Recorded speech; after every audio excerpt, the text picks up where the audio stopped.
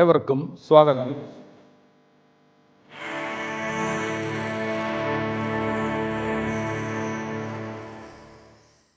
ഞാൻ അഡ്വക്കേറ്റ് ഹരീഷ് മഹാദേവൻ, IPR-ലും ക്രിമിനൽ ലോയിലും സ്പെഷ്യലൈസ് ചെയ്യുന്നു.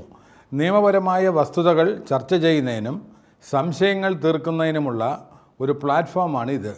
ഇന്ന് ഞാൻ സംസാരിക്കാൻ പോകുന്നത് കഴിഞ്ഞ എപ്പിസോഡിൽ സംസാരിച്ച അലിമണി അല്ലെങ്കിൽ ജീവനാംശത്തിൻ്റെ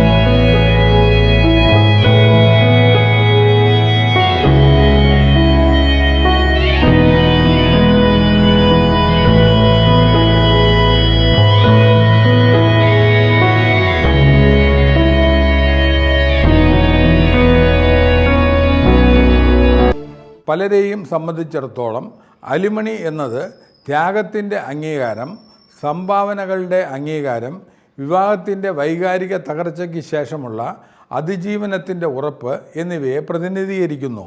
മറ്റുള്ളവർക്ക് അവർ വൈകാരികമായി ഉപേക്ഷിക്കാൻ ആഗ്രഹിക്കുന്ന ഒരു പരാജയപ്പെട്ട ബന്ധവുമായി ബന്ധപ്പെട്ട ഒരു തുടർച്ചയായ ഭാരം പോലെ തോന്നുന്നു. അതുകൊണ്ടാണ് അലിമണി തർക്കങ്ങൾ പലപ്പോഴും തീവ്രമായ വൈകാരികവും കൈപ്പേറിയതുമായി മാറുന്നത്. ശമ്പളം, സ്വത്ത്, ചെലവുകൾ എന്നിവയെക്കുറിച്ചുള്ള നിയമപരമായ വാദങ്ങൾക്ക് താഴെ ആഴത്തിലുള്ള മാനുഷിക വികാരങ്ങൾ, കോപം, വഞ്ചന, അരക്ഷിതാവസ്ഥ, അപമാനം, നീരസം, ഭയം, നിരാശ എന്നിവ അടങ്ങിയിരിക്കുന്നു. ആത്യന്തികമായി ജീവനാംശം എന്ന ആശയം നിലനിൽക്കുന്നു. കാരണം വിവാഹം ഒരു റൊമാൻറ്റിക് ബന്ധം മാത്രമല്ല, അത് ഒരു സാമ്പത്തികവും സാമൂഹികവുമായ പങ്കാളിത്തം കൂടിയാണ്. ആ പങ്കാളിത്തം അവസാനിക്കുമ്പോൾ ഒരു പങ്കാളി പൂർണ്ണമായ സാമ്പത്തിക സുരക്ഷയോടെ അകന്നു പോകുന്നില്ലെന്ന് ഉറപ്പാക്കാൻ നിയമം ശ്രമിക്കുന്നു. അതേസമയം മറ്റൊരാൾ വർഷങ്ങളുടെ സംഭാവനയ്ക്കും ആശ്രിതത്വത്തിനും ശേഷം അതിജീവനത്തിനായി പാടുപെടുന്നു. ഓരോ കുടുംബത്തിനും വ്യത്യസ്തമായ കഥയും വ്യത്യസ്തമായ ത്യാഗങ്ങളും വ്യത്യസ്തമായ യാഥാർത്ഥ്യങ്ങളുമുള്ള വളരെ വൈകാരികമായ മാനുഷിക സംഘടനകൾ കൈകാര്യം ചെയ്യുമ്പോൾ നീതി, സന്തുലിതാവസ്ഥ, അന്തസ്സ് എന്നിവ നിലനിർത്തുക എന്നതാണ് കോടതികൾക്കുള്ള വെല്ലുവിളി. ഇന്ത്യൻ നിയമപ്രകാരം പരിപാലനവും ജീവനാംശവും നിയന്ത്രിക്കുന്നത് ഒന്നിലധികം നിയമങ്ങളിലൂടെയാണ്. കാരണം മതം, വിവാഹത്തിൻ്റെ സ്വഭാവം, തർക്കത്തിൻ്റെ പ്രത്യേകത, സാഹചര്യങ്ങൾ എന്നിവയെ ആശ്രയിച്ച് വൈവാഹിക അവകാശങ്ങളും ബാധ്യതകളും വ്യത്യാസപ്പെടാവുന്ന ഒരു വ്യക്തിഗത നിയമ സംവിധാനമാണ് ഇന്ത്യ പിന്തുടരുന്നത്. ഏകീകൃത കുടുംബ നിയമഘടനയുള്ള ചില രാജ്യങ്ങളിൽ നിന്നും വ്യത്യസ്തമായി ഹിന്ദുക്കൾ, മുസ്ലിങ്ങൾ, ക്രിസ്ത്യാനികൾ, പാഴ്സികൾ, മതാന്തര വിവാഹങ്ങൾ എന്നിവ നിയന്ത്രിക്കുന്ന വ്യത്യസ്തമായ നിയമ ചട്ടക്കൂടുകൾ ഇന്ത്യയിലുണ്ട്. അതേസമയം ചില പരിപാലന വ്യവസ്ഥകൾ മതേതര സ്വഭാവമുള്ളതും മതം പരിഗണിക്കാതെ ബാധകവുമാണ്. വ്യക്തി നിയമത്തിൻ്റെയും മതേതര ക്ഷേമ വ്യവസ്ഥകളുടെയും ഈ സംയോജനം ഇന്ത്യൻ കുടുംബ നിയമത്തെ സവിശേഷവും സങ്കീർണവുമാക്കുന്നു. അതിനാൽ ഇന്ത്യയിൽ ഒരൊറ്റ ജീവനാംശ നിയമം ഇല്ലെന്ന് മനസ്സിലാക്കേണ്ടത് പ്രധാനമാണ്. ഒന്നിലധികം നിയമങ്ങൾ ഒരേ സമയം പ്രവർത്തിക്കുന്നു. കക്ഷികൾക്ക് ചിലപ്പോൾ ഒരേ സമയം വ്യത്യസ്തമായ നിയമവ്യവസ്ഥകൾക്ക് കീഴിൽ ആശ്വാസം തേടാം. ഇന്ന് ഏറ്റവും പ്രധാനപ്പെട്ടതും വ്യാപകമായി ഉപയോഗിക്കപ്പെടുന്നതുമായ വ്യവസ്ഥകളിൽ ഒന്നാണ് ക്രിമിനൽ നിയമ പരിഷ്കാരങ്ങൾക്ക് ശേഷം ക്രിമിനൽ പ്രൊസീജിയർ കോഡിലെ മുമ്പത്തെ സെക്ഷൻ 125 പകരം വന്ന ഭാരതീയ നാഗരിക് സുരക്ഷാ സംഹിതയിലെ സെക്ഷൻ 144. ഈ വിഭാഗം ഇന്ത്യൻ നിയമത്തിലെ ഏറ്റവും ശക്തമായ ക്ഷേമപരമായ പരിഹാരങ്ങളിലൊന്നായി കണക്കാക്കപ്പെടുന്നു. കാരണം ഇത് സാങ്കേതിക വൈവാഹിക തർക്കങ്ങളിൽ ശ്രദ്ധ കേന്ദ്രീകരിക്കുന്നില്ല, മറിച്ച് മനുഷ്യൻ്റെ അതിജീവനത്തിലും അന്തസ്സിലും ശ്രദ്ധ കേന്ദ്രീകരിക്കുന്നു. സെക്ഷൻ 144 BNSൻ്റെ പ്രാധാന്യം അത് മതേതരമാണെന്നാണ്. ഏത് മതക്കാരനായാലും ഇത് ബാധകമാണ്. കക്ഷികൾ ഹിന്ദു, മുസ്ലിം, ക്രിസ്ത്യൻ, സിഖ് അല്ലെങ്കിൽ മറ്റേതെങ്കിലും സമുദായത്തിൽപ്പെട്ടവരായാലും നിയമപരമായ വ്യവസ്ഥകൾ തൃപ്തികരമാണെങ്കിൽ ഈ വ്യവസ്ഥ നടപ്പാക്കാം. ഇന്ത്യയെപ്പോലുള്ള വൈവിധ്യമാർന്ന രാജ്യത്ത് ഇത് വളരെ പ്രധാനമാണ്. കാരണം ഇത് വ്യക്തിഗത മത നിയമങ്ങൾക്ക് മുകളിലുള്ള ഒരു മിനിമം സാമൂഹിക സുരക്ഷാ സംവിധാനം സൃഷ്ടിക്കുന്നു. ഈ വിഭാഗത്തിൻ്റെ ഉദ്ദേശം ഒരു പങ്കാളിയെ ശിക്ഷിക്കുകയോ വിവാഹത്തിൽ ആരാണ് ധാർമ്മികമായി ശരിയോ തെറ്റോ എന്ന് തീരുമാനിക്കുകയോ അല്ല. അതിൻ്റെ പ്രാഥമിക ലക്ഷ്യം ലളിതവും എന്നാൽ ശക്തവുമാണ്. നിയമപരമായി പിന്തുണയ്ക്കാൻ അർഹതയുള്ള ഒരു വ്യക്തിയും അവഗണനയോ ഉപേക്ഷയോ കാരണം പട്ടിണിയോ നിരാലംബരോ ആകരുത്. ഈ വ്യവസ്ഥ പ്രകാരം ഒരു ഭർത്താവിന് പിന്തുണയ്ക്കാനുള്ള ശേഷി ഉണ്ടെങ്കിലും മനഃപൂർവ്വം തൻ്റെ നിയമപരമായ ഉത്തരവാദിത്വം ഉപേക്ഷിക്കുകയാണെങ്കിൽ കോടതിക്ക് ഇടപെടാനും അലിമണി നേരിട്ട് നൽകാനും കഴിയും. പ്രധാനമായി സംരക്ഷണം നിലവിൽ വിവാഹിതയായ ഭാര്യയിൽ മാത്രം ഒതുങ്ങുന്നില്ല. പുനർവിവാഹം ചെയ്യാത്ത വിവാഹമോചിതയായ ഭാര്യയ്ക്ക് പോലും സ്വതന്ത്രമായി സ്വയം പരിപാലിക്കാൻ കഴിയുന്നില്ലെങ്കിൽ അലിമണി അവകാശപ്പെടാം. ഈ വ്യവസ്ഥ ഭാര്യാഭർതൃ ബന്ധത്തിനപ്പുറം സംരക്ഷണം നൽകുന്നു. പ്രായപൂർത്തിയാകാത്ത കുട്ടികൾക്ക് പരിപാലനത്തിനുള്ള നിയമപരമായ അവകാശമുണ്ട്. കാരണം വൈവാഹിക തർക്കങ്ങൾ പരിഗണിക്കാതെ മാതാപിതാക്കൾ അവരുടെ കുട്ടികളോട് തുടർ ഉത്തരവാദിത്വങ്ങൾ വഹിക്കുന്നു. ചില സാഹചര്യങ്ങളിൽ വൈകല്യമോ സ്വയം പരിപാലിക്കാനുള്ള കഴിവില്ലായ്മയോ അനുഭവിക്കുന്ന വലിയ കുട്ടികൾ പോലും പിന്തുണ തേടിയേക്കാം. കൂടാതെ സ്വയം പരിപാലിക്കാൻ കഴിയാത്ത പ്രായമായ മാതാപിതാക്കൾക്ക് ഈ വ്യവസ്ഥയ്ക്ക് കീഴിൽ കുട്ടികളിൽ നിന്നും അലിമണി അവകാശപ്പെടാം. നിരവധി സ്ത്രീകൾക്കും പ്രായമായ മാതാപിതാക്കൾക്കും കുട്ടികൾക്കും സ്വതന്ത്ര സാമ്പത്തിക സുരക്ഷയില്ലാത്ത ഒരു വലിയ ജനസംഖ്യ ഇപ്പോഴും ഇന്ത്യയിലുണ്ട്. അതിനാൽ നിയമപരമായ നടപടിക്രമങ്ങളുടെ ഒരു സംവിധാനമായി മാത്രമല്ല സാമൂഹിക സംരക്ഷണത്തിനുള്ള ഒരു ഉപകരണമായും പ്രവർത്തിക്കുന്നു. അലിമണി നിയമത്തിൻ്റെ ഒരു പ്രധാന വശം കോടതി ആവശ്യവും ശേഷിയും പരിശോധിക്കുന്നു എന്നതാണ്. ആധുനിക വ്യവഹാരങ്ങളിൽ വിവാഹ തർക്കങ്ങളിൽ സാമ്പത്തിക മറച്ചുവെക്കൽ ഒരു സാധാരണ പ്രശ്നമായി മാറിയതിനാൽ കോടതികൾ ബാങ്ക് സ്റ്റേറ്റ്മെൻറ്റുകൾ, ആദായ നികുതി റിട്ടേണുകൾ, സോഷ്യൽ മീഡിയ തെളിവുകൾ, ആഡംബര ചെലവുകളുടെ രീതികൾ, മറഞ്ഞിരിക്കുന്ന ആസ്തികൾ എന്നിവ കൂടുതലായി പരിശോധിക്കുന്നു. ഇന്ത്യയിലെ അലിമണിയായി ചരിത്രപരമായി ബന്ധപ്പെട്ട മറ്റൊരു പ്രധാന പ്രശ്നം കാലതാമസമായിരുന്നു. നേരത്തെ അലിമണി കേസുകൾ പലപ്പോഴും വർഷങ്ങളോളം നീണ്ടിരുന്നിരുന്നു. നടപടിക്രമങ്ങളുടെ കാലതാമസം, വൈകാരിക ശത്രുത, ഒന്നിലധികം ബന്ധപ്പെട്ട കേസുകൾ, തന്ത്രപരമായ വ്യവഹാരങ്ങൾ എന്നിവ കാരണം ഇന്ത്യയിലെ കുടുംബ തർക്കങ്ങൾ വളരെ നീണ്ടു നിൽക്കും. ഈ സമയത്ത് സാമ്പത്തികമായി ആശ്രയിക്കുന്ന പങ്കാളി നിയമപരമായ ആശ്വാസത്തിനായി അനന്തമായി കാത്തിരിക്കുമ്പോൾ അടിസ്ഥാന അതിജീവനത്തിനായി പാടുപെടും. കേസുകൾ തീർപ്പാക്കാതെ പല സ്ത്രീകളും വരുമാനമോ പിന്തുണയോ അടിയന്തര പരിഹാരമോ ഇല്ലാത്ത സാഹചര്യങ്ങൾ നേരിട്ടു. ചിലർക്ക് വാടക, സ്കൂൾ ഫീസ്, മെഡിക്കൽ ചെലവുകൾ അല്ലെങ്കിൽ കേസ് സ്വയം വാദിക്കാൻ ആവശ്യമായ നിയമപരമായ ഫീസ് പോലും നൽകാൻ കഴിഞ്ഞില്ല. ഈ കഠിനമായ യാഥാർത്ഥ്യം തിരിച്ചറിഞ്ഞുകൊണ്ട് BNS അലിമണി നടപടികൾ വേഗത്തിൽ തീർപ്പാക്കുന്നതിന് കൂടുതൽ ഊന്നൽ നൽകുന്നു. വർഷങ്ങളോളം നീണ്ടു നിൽക്കുന്ന ഡൈവേഴ്സ് കേസുകൾ സുപ്രീം കോടതിയുടെ പുതിയ ആശ്വാസവിധി ഈ ഇടയ്ക്ക് വന്നിട്ടുണ്ട്. ഡൈവേഴ്സ് ഫയൽ ചെയ്ത ദമ്പതികൾ ചിലപ്പോൾ പുതിയൊരു വിവാഹം ചെയ്യണമെന്നോ അല്ലെങ്കിൽ മറ്റൊരു പങ്കാളിയുമായി ജീവിതം ആരംഭിക്കണമെന്നോ ആഗ്രഹം കാണാം. വർഷങ്ങളോളം നീളുന്ന ഡൈവേഴ്സ് കേസുകൾ പലപ്പോഴും ഇതിനൊരു വിലങ്ങുതടി ആകാറുണ്ട്. ശരിക്കും പറഞ്ഞാൽ ഇത് ലൈഫ് തന്നെ ഇല്ലാതാക്കുന്ന ഒരു അവസ്ഥയാണ്. ആർട്ടിക്കിൾ 142 പ്രകാരം അതിലെ പ്രത്യേക പവർ ഉപയോഗിച്ച് സുപ്രീം കോടതിക്ക് തന്നെ നേരിട്ട് വിവാഹമോചനം നേടിക്കൊടുക്കാൻ സാധിക്കുന്നതാണെന്ന് ഈ സുപ്രധാന വിധി. കേസുകൾ വളരെ പെട്ടെന്ന് തീർപ്പ് കൽപ്പിക്കാനും ജനങ്ങൾക്ക് നീതി നേടിക്കൊടുക്കാനും കീഴ്ക്കോടതികൾക്ക് വലിയൊരു മാർഗനിർദ്ദേശം തന്നെയാണ് ഈ വിധി. അതുപോലെ തന്നെ പ്രധാനമാണ് ഇൻ്റരിം മെയിൻ്റനൻസ്. വിവാഹമോചന നടപടികൾ തീർപ്പാക്കാത്ത സമയത്ത് നൽകുന്ന താൽക്കാലിക സാമ്പത്തിക സഹായത്തെയാണ് ഇത് സൂചിപ്പിക്കുന്നത്. ഈ ആശയം വളരെ പ്രധാനമാണ്. കാരണം വിവാഹമോചന കേസ് തന്നെ അന്തിമ വിധിന്യായത്തിന് മുമ്പ് നിരവധി വർഷങ്ങൾ തുടർന്നേക്കാം. സാമ്പത്തികമായി ദുർബലനായ പങ്കാളിക്ക് ഈ കാലയളവിൽ ഒരു പിന്തുണയും ലഭിക്കുന്നില്ലെങ്കിൽ നിയമപ്രക്രിയ തന്നെ അന്യായവും ഏകപക്ഷീയവുമായി മാറുന്നു. ഇൻ്ററിം മെയിൻ്റനൻസ് എല്ലാ സാഹചര്യങ്ങളിലും ഭാര്യമാർക്ക് മാത്രമായി പരിമിതിപ്പെടുത്തിയിട്ടില്ല. ഹിന്ദു വിവാഹ നിയമം പോലുള്ള ചില വിവാഹ നിയമങ്ങൾ പ്രകാരം സ്വതന്ത്ര വരുമാനം യാഥാർത്ഥ്യത്തിൽ ഇല്ലാത്തതും ഭാര്യ സാമ്പത്തികമായി ശക്തയുമാണെങ്കിൽ ഭർത്താക്കന്മാർക്ക് പോലും ഇടക്കാല പിന്തുണ തേടാം. അത്തരം കേസുകൾ താരതമ്യേന കുറവാണെങ്കിലും സംരക്ഷണ നിയമം തിയറട്ടിക്കലി ലിംഗഭേദത്തെ മാത്രം അടിസ്ഥാനമാക്കിയുള്ളതല്ല, സാമ്പത്തിക ആശ്രയത്വത്തെ അടിസ്ഥാനമാക്കിയുള്ളതാണെന്ന് തെളിയിക്കുന്നു. ഉദാഹരണത്തിന്, വിവാഹത്തിന് വളരെ മുമ്പ് തന്നെ ഭർത്താവ് കുടുംബത്തിൽ നിന്നും പാരമ്പര്യമായി ലഭിച്ച സ്വത്ത് സ്വന്തമാക്കിയിട്ടുണ്ടെങ്കിൽ വിവാഹമോചനം നടക്കുന്നു എന്നതുകൊണ്ട് ഭാര്യയ്ക്ക് സ്വമേവ പകുതി ഉടമസ്ഥാവകാശം ലഭിക്കില്ല. അതുപോലെ പ്രത്യേക നിയമപരമായ അവകാശങ്ങൾ ഉയർന്നു വരുന്നില്ലെങ്കിൽ സ്വയം സമ്പാദിച്ച സ്വത്ത് ഉടമസ്ഥാവകാശ തത്വങ്ങൾക്ക് വിധേയമായി തുടരും.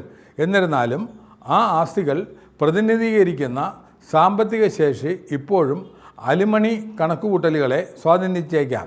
ജീവനാംശം നിർണ്ണയിക്കുമ്പോൾ കോടതികൾ ഭർത്താവിൻ്റെ ജീവിതശൈലി, നിക്ഷേപങ്ങൾ, വരുമാന സ്രോതസ്സുകൾ, മൊത്തത്തിലുള്ള സാമ്പത്തിക സ്ഥിതി എന്നിവ പരിഗണിച്ചേക്കാം. ജോലിക്കാരായ ഭാര്യമാർ ജീവനാംശം ആവശ്യപ്പെടുന്ന വിഷയം പലപ്പോഴും സമൂഹത്തിൽ ചൂടേറിയ ചർച്ചകൾ സൃഷ്ടിക്കുന്നു. ഒരു സ്ത്രീക്ക് ഒരിക്കൽ വരുമാനം ലഭിച്ചു കഴിഞ്ഞാൽ ജീവനാംശത്തിനുള്ള എല്ലാ അവകാശങ്ങളും നഷ്ടപ്പെടുമെന്ന് പലരും വിശ്വസിക്കുന്നു. അത് നിയമപരമായി തെറ്റാണ്. ഭാര്യ എന്തെങ്കിലും സമ്പാദിക്കുന്നുണ്ടോ എന്ന് കോടതി പരിശോധിക്കുക മാത്രമല്ല, വിവാഹ സമയത്ത് ആസ്വദിക്കുന്ന ജീവിത നിലവാരം നിലനിർത്താൻ അവളുടെ വരുമാനം പര്യാപ്തമാണോ എന്ന് പരിശോധിക്കുകയും ചെയ്യുന്നു. ഭാര്യ 25,000 രൂപ സമ്പാദിക്കുമ്പോൾ ഭർത്താവ് പ്രതിമാസം 3 ലക്ഷം രൂപ സമ്പാദിക്കുന്നുവെന്ന് കരുതുക. സാങ്കേതികമായി അവൾ ജോലി ചെയ്യുന്നു, പക്ഷേ പ്രായോഗികമായി ഇപ്പോഴും വലിയ സാമ്പത്തിക അസന്തുലിതാവസ്ഥ ഉണ്ടാകാം. അതിനാൽ കോടതികൾ താരതമ്യേന സാമ്പത്തിക ശേഷി പരിശോധിക്കുന്നു. അതേസമയം ദുരുപയോഗത്തിനെതിരെ കോടതികളും കർശനമായി പ്രവർത്തിക്കുന്നു. ഉയർന്ന വിദ്യാഭ്യാസവും കഴിവുമുള്ള ഒരു ഇണ ജീവനാംശം അവകാശപ്പെടാൻ വേണ്ടി മാത്രം തൊഴിൽ രഹിതനായി തുടരുകയാണെങ്കിൽ കോടതികൾ അമിതമായ അവകാശവാദങ്ങൾ നിരസിച്ചേക്കാം. ആധുനിക കുടുംബ കോടതികൾ ഇരുവശത്തു നിന്നും സ്വത്തുക്കളുടെയും വരുമാനത്തിൻ്റെയും സത്യസന്ധമായ വെളിപ്പെടുത്തലിന് കൂടുതൽ നിർബന്ധം പിടിക്കുന്നു. മെയിൻ്റനൻസ് നിയമത്തിലെ ഏറ്റവും പ്രധാനപ്പെട്ട ആധുനിക വിധിന്യായങ്ങളിലൊന്നാണ് രജനീഷ് വേഴ്സസ് നേഹ കേസ്. ഇന്ത്യയിൽ ഒരു പാർട്ട്ണർ ഒരേ സമയം ഒന്നിലധികം നിയമങ്ങൾ പ്രകാരം ജീവനാംശങ്ങൾ തേടാം. ഉദാഹരണത്തിന് സെക്ഷൻ 125 CRPC, ഇപ്പോൾ സെക്ഷൻ 144 BNS. ഹിന്ദു വിവാഹ നിയമം, ഗാർഹിക പീഡന നിയമം അല്ലെങ്കിൽ മറ്റ് വ്യക്തിഗത നിയമവ്യവസ്ഥകൾ എന്നിവ പ്രകാരം നടപടികൾ ഫയൽ ചെയ്യാം. ഇത് പലപ്പോഴും ഓവർലാപ്പിംഗ് മെയിൻ്റനൻസ് ഓർഡറുകൾ, പരസ്പര വിരുദ്ധമായ തീരുമാനങ്ങൾ, നീണ്ടു നിൽക്കുന്ന വ്യവഹാരങ്ങൾക്കും കോടതികൾക്കും വലിയ ആശയക്കുഴപ്പം എന്നിവ സൃഷ്ടിക്കുന്നു. ആത്യന്തികമായി സമൂഹം തന്നെ പരിണമിച്ചു കൊണ്ടിരിക്കുന്നതിനാൽ ഇന്ത്യയിലെ മെയിൻ്റനൻസ് ലാ വികസിച്ചു കൊണ്ടിരിക്കുന്നു. സ്ത്രീകളുടെ തൊഴിൽ, നഗര ജീവിതശൈലി, ലീവ് ഇൻ ബന്ധങ്ങൾ, സാമ്പത്തിക സ്വാതന്ത്ര്യം, കുടുംബഘടനകൾ എന്നിവയിലെ മാറ്റങ്ങൾ നിരന്തരം പുതിയ നിയമപരമായ ചോദ്യങ്ങൾ സൃഷ്ടിക്കുന്നു. അതിനാൽ നിയമങ്ങൾ വ്യാഖ്യാനിക്കുന്നതിൽ മാത്രമല്ല, അതിവേഗം മാറിക്കൊണ്ടിരിക്കുന്ന ഒരു സമൂഹത്തിൽ കുടുംബ നിയമത്തിൻ്റെ ധാർമ്മികവും ഭരണഘടനാപരവുമായ ദിശ രൂപപ്പെടുത്തുന്നതിലും സുപ്രീം കോടതി നിർണായക പങ്ക് വഹിക്കുന്നു. സാമ്പത്തിക ശേഷിയുള്ള കുട്ടികൾ വൃദ്ധരായ മാതാപിതാക്കളെ ഉപേക്ഷിക്കുന്നതിൻ്റെ ഇരകളാകുന്ന കേസുകളുമുണ്ട്. മെയിൻ്റനൻസ് ലാ പ്രകാരം സ്വയം പരിപാലിക്കാൻ കഴിയാത്ത മുതിർന്ന പൗരന്മാരായ മാതാപിതാക്കൾക്ക് കുട്ടികളിൽ നിന്നും സാമ്പത്തിക സഹായം തേടി കോടതിയെ സമീപിക്കാം. ബന്ധങ്ങൾ ഉത്തരവാദിത്തങ്ങൾ സൃഷ്ടിക്കുന്നു. ആശ്രിതരായ കുടുംബാംഗങ്ങളെ ഉപേക്ഷിക്കുന്നത് സാമൂഹികമായോ നിയമപരമായോ അവഗണിക്കാൻ കഴിയില്ല എന്ന് വിശാലമായ ഇന്ത്യൻ കുടുംബ നിയമത്തിൻ്റെ തത്വശാസ്ത്രത്തെ ഇത് പ്രതിഫലിപ്പിക്കുന്നു. വിവാഹമോചനത്തിന് ശേഷം ഭർത്താവിൻ്റെ സ്വത്തിൻ്റെ പകുതി ഭാര്യയ്ക്ക് സ്വയമേവ ലഭിക്കുമെന്ന വിശ്വാസമാണ് ഇന്ന് ഇന്ത്യൻ സമൂഹത്തിലുള്ള ഏറ്റവും വലിയ തെറ്റിദ്ധാരണകളിൽ ഒന്ന്. സിനിമകൾ, സോഷ്യൽ മീഡിയ ചർച്ചകൾ, സെൻസേഷണൽ വാർത്താ തലക്കെട്ടുകൾ, വൈകാരികമായി നിറഞ്ഞ ഓൺലൈൻ ചർച്ചകൾ എന്നിവയിലൂടെ ഈ തെറ്റിദ്ധാരണ വളരെ പ്രചാരത്തിലായിട്ടുണ്ട്. ഇന്ത്യയിലെ യഥാർത്ഥ നിയമപരമായ സ്ഥാനം മനസ്സിലാക്കാതെ വിവാഹമോചനത്തിന് ശേഷം ഭർത്താവിന് പകുതി സ്വത്ത് നഷ്ടപ്പെടും എന്നതുപോലുള്ള പ്രസ്താവനകൾ പലരും യാദൃച്ഛികമായി ആവർത്തിക്കുന്നു. അത്തരം അനുമാനങ്ങൾ വിവാഹ നിയമത്തെക്കുറിച്ച് അനാവശ്യമായ ഭയം, കോപം, ആശയക്കുഴപ്പം എന്നിവ സൃഷ്ടിക്കുന്നു.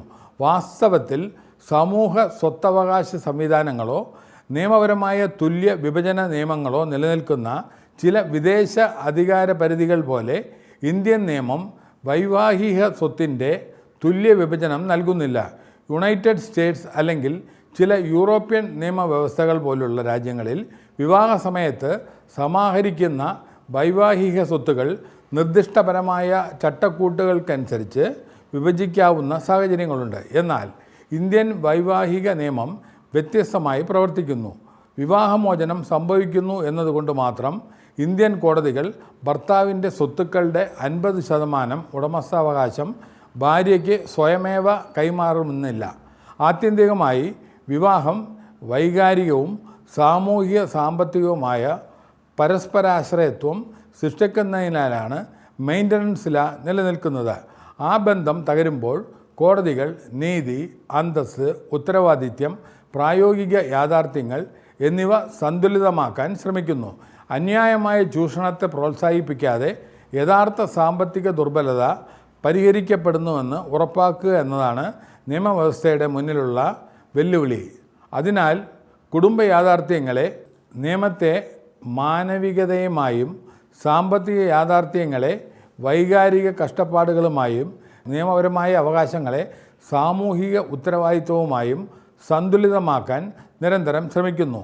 അതുകൊണ്ടാണ് ഇന്ത്യൻ നിയമവ്യവസ്ഥ വിവാഹമോചനത്തിനൊപ്പം ജീവനാംശത്തിനും നഷ്ടപരിഹാരത്തിനും പ്രത്യേകം പ്രാധാന്യം നൽകുന്നത്. എന്നാൽ ഇത്തരം നിയമങ്ങളുടെ ആവശ്യകത എന്താണെന്ന് മനസ്സിലാക്കാൻ നമ്മുടെ സമൂഹത്തെ നടുക്കിയ ചില കേസുകൾ പരിശോധിക്കുന്നത് സഹായകരമായിരിക്കും. കേരളത്തെ നടുക്കിയ വിസ്മയ കേസ് അതിൽ ഏറ്റവും പ്രധാനപ്പെട്ട ഉദാഹരണമാണ്. വിവാഹം കഴിഞ്ഞ് വളരെ ചുരുങ്ങിയ കാലയളവിനുള്ളിൽ സ്ത്രീധനത്തിൻ്റെ പേരിലുള്ള പീഡനവും മാനസിക ശാരീരിക പീഡനവും എത്ര ഭീകരമായ പ്രത്യാഘാതങ്ങളിലേക്ക് നയിക്കാമെന്ന് ഈ കേസ് സമൂഹത്തെ ബോധ്യപ്പെടുത്തി. നിയമപരമായി ഇത് ഒരു ക്രിമിനൽ കേസായിരുന്നുവെങ്കിലും വിവാഹ ജീവിതത്തിൽ സാമ്പത്തിക ആവശ്യങ്ങളും കുടുംബത്തിൻ്റെ സമ്മർദ്ദങ്ങളും എങ്ങനെ ഒരു സ്ത്രീയുടെ ജീവിതത്തെ അസഹ്യമാക്കുന്നു എന്നതിൻ്റെ ശക്തമായ ഉദാഹരണമായിരുന്നു അത്. വിവാഹം ഒരു സാമ്പത്തിക ഇടപാടല്ലെന്നും ഭർത്താവിനോ കുടുംബത്തിനോ സ്ത്രീധനമോ അധിക സാമ്പത്തിക ആനുകൂല്യങ്ങളോ ആവശ്യപ്പെടാൻ യാതൊരു അവകാശമില്ലെന്നും ഈ കേസ് വീണ്ടും ഓർമ്മിപ്പിക്കുന്നു. ഇന്ന് ജീവനാംശവും നഷ്ടപരിഹാരവും സംബന്ധിച്ച നിയമങ്ങൾ നിലനിൽക്കുന്നതിൻ്റെ ഒരു പ്രധാന കാരണം വിവാഹബന്ധത്തിൽ സാമ്പത്തികമായി ദുർബലമായ വ്യക്തിക്ക് നിയമപരമായ സംരക്ഷണം നൽകുക എന്നതാണ്. അതുപോലെ കേരളത്തെയും ഇന്ത്യയും ഒരുപോലെ ഞെട്ടിച്ച ഒരു കേസാണ് ഉത്തര കേസ്. പല കൊലപാതകങ്ങളിലും ആയുധമായി കത്തിയോ തോക്കോ വിഷമോ ഉപയോഗിക്കപ്പെടാറുണ്ട്. എന്നാൽ ഒരു ജീവിച്ചിരിക്കുന്ന മൂർഖൻ പാമ്പിനെ കൊലപാതകത്തിനുള്ള ആയുധമാക്കി ഉപയോഗിച്ച ഇന്ത്യയിലെ തന്നെ ഏറ്റവും ശ്രദ്ധേയമായ കേസാണ് ഉത്തര കേസ്. നിയമവിദ്യാർത്ഥികൾക്കും ക്രിമിനോളജി പഠിക്കുന്നവർക്കും അന്വേഷണ ഉദ്യോഗസ്ഥർക്കും ഇന്നും ഈ കേസ് ഒരു പഠന വിഷയമാണ്. ഉത്തര ഒരു സാധാരണ യുവതിയായിരുന്നു. വിവാഹശേഷം ഭർത്താവായ സൂരജിനോടൊപ്പമാണ് ജീവിച്ചിരുന്നത്. എന്നാൽ വിവാഹ ജീവിതത്തിൻ്റെ പുറംചട്ടയ്ക്കുള്ളിൽ സാമ്പത്തിക താൽപ്പര്യങ്ങളും സ്ത്രീധനവുമായി ബന്ധപ്പെട്ട പ്രശ്നങ്ങളും ഒളിഞ്ഞുകിടക്കുന്നുണ്ടായിരുന്നു എന്നതാണ് അന്വേഷണത്തിൽ പിന്നീട് കണ്ടെത്തിയത്. ഉത്തരയുടെ കുടുംബം വിവാഹ സമയത്ത് വലിയ അളവിൽ സ്വർണവും പണവും വാഹനവും നൽകിയിരുന്നു. എന്നാൽ അതിൽ തൃപ്തനാകാതിരുന്ന സൂരജ് ഭാര്യയെ ഒഴിവാക്കാനുള്ള ഗൂഢാലോചന ആസൂത്രണം ചെയ്തുവെന്നാണ് പ്രോസിക്യൂഷൻ തെളിയിച്ചത്. വിവാഹമോചനത്തിലേക്ക് പോയാൽ സാമ്പത്തിക നഷ്ടമുണ്ടാകുമെന്ന കണക്കൂട്ടലും ഭാര്യയുടെ സ്വത്തും ഇൻഷുറൻസ് ആനുകൂല്യങ്ങളും കൈവശപ്പെടുത്തണമെന്നുള്ള അതിമോഹവും ഈ കുറ്റകൃത്യത്തിൻ്റെ പിന്നിലുണ്ടായിരുന്നുവെന്ന് അന്വേഷണ സംഘം കോടതിയെ ബോധ്യപ്പെടുത്തി. ഈ കേസിൻ്റെ ഏറ്റവും ഞെട്ടിക്കുന്ന ഭാഗം ഇത് ഒരു ദിവസം കൊണ്ട് നടന്ന കുറ്റകൃത്യമല്ല എന്നതാണ്. ആദ്യഘട്ടത്തിൽ ഒരു അണലിപ്പാമ്പിനെ ഉപയോഗിച്ച് ഉത്തരയെ കടിപ്പിക്കാൻ ശ്രമിച്ചു. ആ ആക്രമണത്തിൽ ഉത്തര ഗുരുതരമായി പരിക്കേറ്റെങ്കിലും ജീവൻ രക്ഷപ്പെട്ടു. നിരവധി ദിവസങ്ങൾ ചികിത്സയിൽ കഴിയേണ്ടി വന്നു. ആദ്യ ശ്രമം പരാജയപ്പെട്ടപ്പോൾ സൂരജ് വീണ്ടും കൂടുതൽ അപകടകാരിയായ ഒരു മൂർഖൻ പാമ്പിനെ വാങ്ങി രണ്ടാമത്തെ ആക്രമണത്തിന് പദ്ധതി തയ്യാറാക്കി. 2022 മെയ് മാസത്തിൽ മാതാപിതാക്കളുടെ വീട്ടിൽ ചികിത്സയിലായിരുന്ന ഉത്തരയ്ക്ക് രാത്രി ഉറക്കത്തിനിടെ മൂർഖൻ്റെ കടിയേറ്റു. തുടക്കത്തിൽ അത് ഒരു സാധാരണ പാമ്പുകടിയാണെന്ന് പലരും കരുതി. കേരളത്തിൽ പാമ്പുകടിയേറ്റ് മരണം അപൂർവമല്ലല്ലോ. പക്ഷേ ഉത്തരയുടെ മാതാപിതാക്കൾക്ക് സംശയം തോന്നി. കാരണം പൂർണ്ണമായും അടഞ്ഞുകിടന്ന മുറിയിലേക്ക് ഒരു മൂർഖൻ പാമ്പ് സ്വാഭാവികമായി എത്താനുള്ള സാധ്യത വളരെ കുറവായിരുന്നു. മാത്രമല്ല, ഏതാനും ആഴ്ചകൾക്ക് മുമ്പ് മറ്റൊരു പാമ്പുകടിയും സംഭവിച്ചിരുന്നു. ഈ സാഹചര്യങ്ങളാണ് അന്വേഷണം പുതിയ വഴിയിലേക്ക് തിരിച്ചത്. ഈ കേസിനെ ചരിത്ര പ്രാധാന്യമുള്ളതാക്കിയത് കേരള പോലീസിൻ്റെ ശാസ്ത്രീയ അന്വേഷണമാണ്. നേരിട്ട് കണ്ട സാക്ഷികളില്ല. കൊലപാതകം നടക്കുന്നത് ആരും കണ്ടിട്ടില്ല. ആയുധം ഒരു പാമ്പാണ്. എന്നിട്ടും അന്വേഷണ സംഘം പാമ്പുകളുടെ സ്വഭാവം, കടിയേറ്റ പാടുകളുടെ രൂപം, പാമ്പ് മുറിയിൽ എത്താനുള്ള സാധ്യത, പ്രതിയുടെ ഫോൺ രേഖകൾ, സാമ്പത്തിക ഇടപാടുകൾ, പാമ്പിനെ വാങ്ങിയതിലുള്ള തെളിവുകൾ തുടങ്ങിയ നിരവധി ശാസ്ത്രീയവും സാഹചര്യപരവുമായ തെളിവുകൾ ശേഖരിച്ചു. ഒരു മൂർഖൻ സാധാരണ സാഹചര്യത്തിൽ മനുഷ്യനെ ആക്രമിക്കില്ലെന്നും കടിപ്പിക്കാൻ പ്രേരിപ്പിക്കുകയോ നിർബന്ധിക്കുകയോ ചെയ്തിരിക്കാമെന്നും വിദഗ്ധർ മൊഴി നൽകി.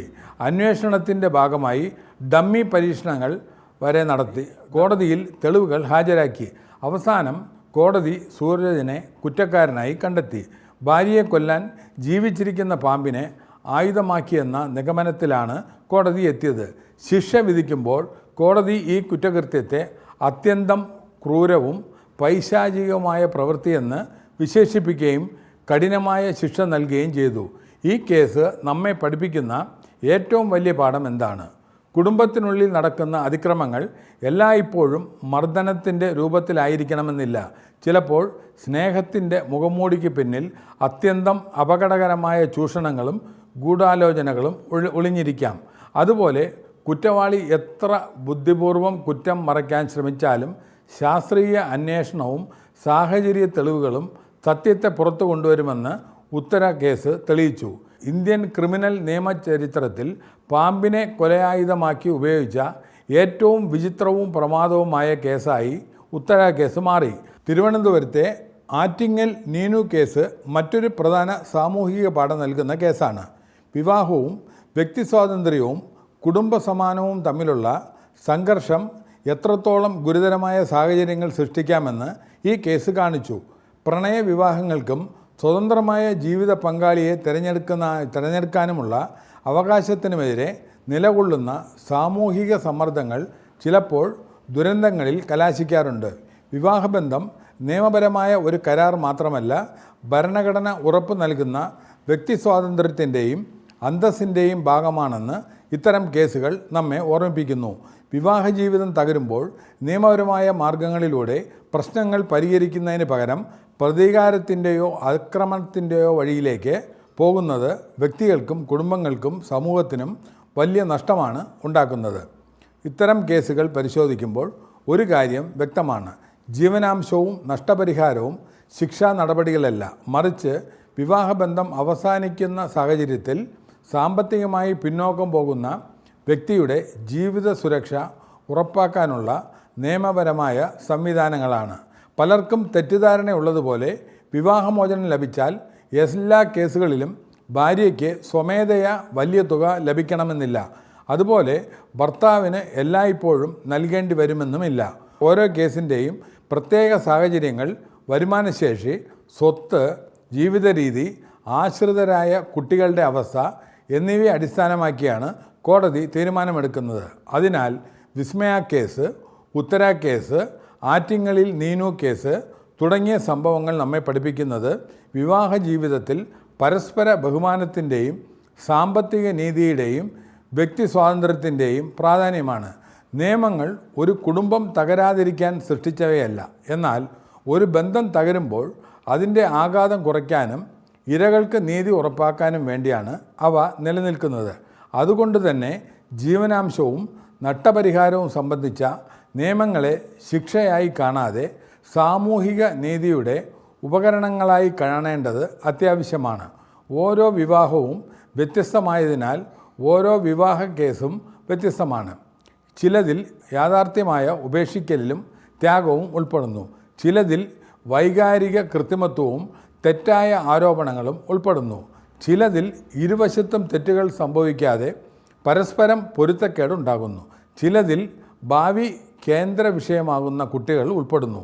എന്നാൽ ലളിതമായ അനുമാനങ്ങളിലൂടെയോ വൈകാരിക മുദ്രാവാക്യങ്ങളിലൂടെയോ കോടതികൾക്ക് ജീവനാംശം തീരുമാനിക്കാൻ കഴിയില്ല. തെളിവുകൾ പ്രധാനമാണ്.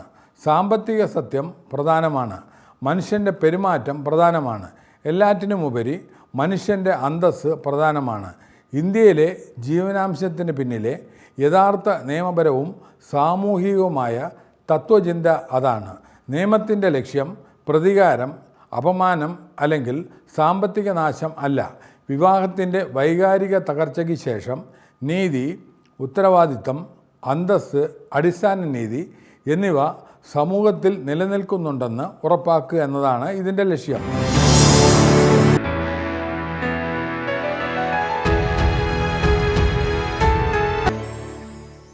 ഈ വിഷയത്തിൽ നിങ്ങൾക്കുള്ള സംശയങ്ങളും തുടർന്നുള്ള എപ്പിസോഡുകളിൽ ഞങ്ങൾ ഉൾപ്പെടുത്തണമെന്ന് നിങ്ങൾ ആഗ്രഹിക്കുന്ന വിഷയങ്ങളും താഴെ കമൻ്റായി ചോദിക്കാവുന്നതാണ്.